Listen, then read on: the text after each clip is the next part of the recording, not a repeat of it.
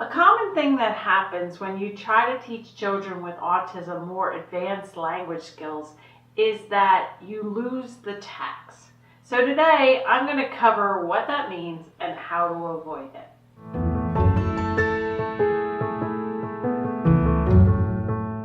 Hi, I'm Dr. Mary Barbera, autism mom, board-certified behavior analyst, and best-selling author.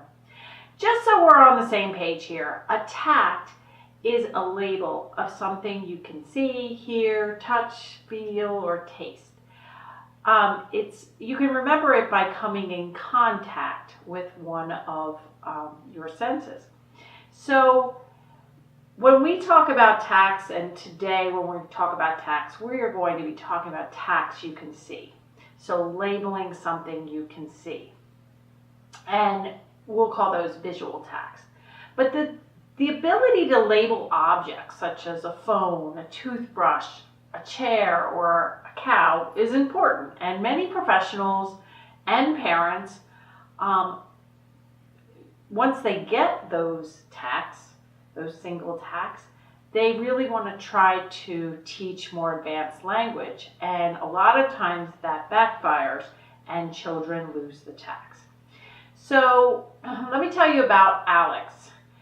When I first started with Alex, he was in 6th grade. So shortly after I started with him, we realized that he already had some programming. He could read, he could identify many pictures, but he couldn't identify features of things, such as, I have a phone here as a little prop.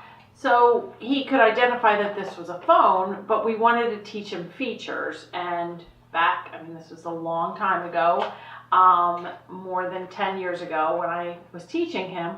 So he could identify phones. So we wanted to teach him receiver, cord. Yes, we were using a corded phone, and the buttons as being features of a phone. So I taught the staff how to teach him features. And when I went back a month later, I said to Alex, "What is it?" And he said, "Phone, cord, receiver, buttons." Just like that. And I was like, oh my goodness, we lost the tact. We lost his ability to just say phone because we were focusing so heavily on the features.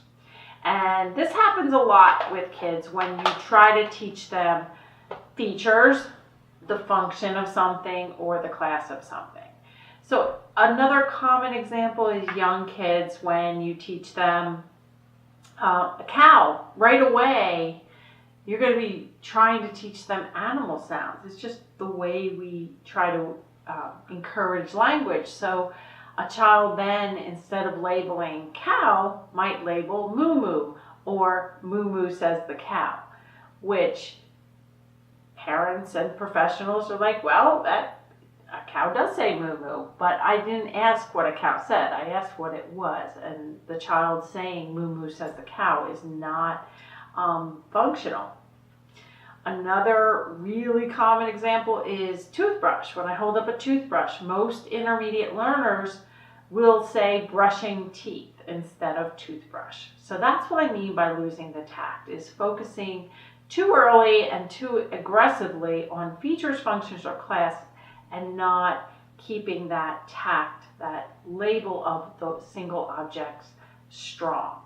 So to fix things with Alex, we needed to focus on the whole thing. What's the whole thing called? What's this? A lot, like 3 to 5 times, and then we would just focus on one part. So what's this part called? He would say cord, good. And what's the whole thing called? Phone.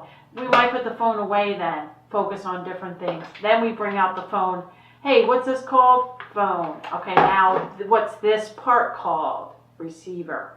So we needed to change our teaching so that Alex could stop just rotely saying phone, receiver, cord, buttons.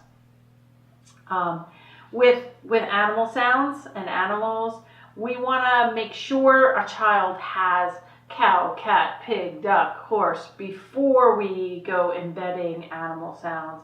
And when you are trying to do animal sounds, the best way to teach it is to have a few pictures of different animals on the table and then do more fill in the blanks. Like meow meow says the, have them say cat. That's the best way to kind of teach that. But then at the same time as you're working on animal sounds, don't forget to just go through the pictures and make sure the child just can say cow, cat, horse, pig. It'll be really important as you go forward. When we teach actions to avoid the brushing teeth when the child sees the toothbrush, we don't want to combine brushing with the object or brushing teeth versus brushing hair. We really want to just teach brushing and lots of different actions before combining things. So in general, it's a great idea to be aware of the importance of keeping tact strong as you teach features and other higher language skills. And if you'd like more helpful advice on where to start or how to revamp your child or client's ABA program, and join me on my mission to turn things around for 2 million kids by 2020, go to marybarbera.com/join or click the link right in the description below and sign up to get my new 3-step guide. And I'll see you next week.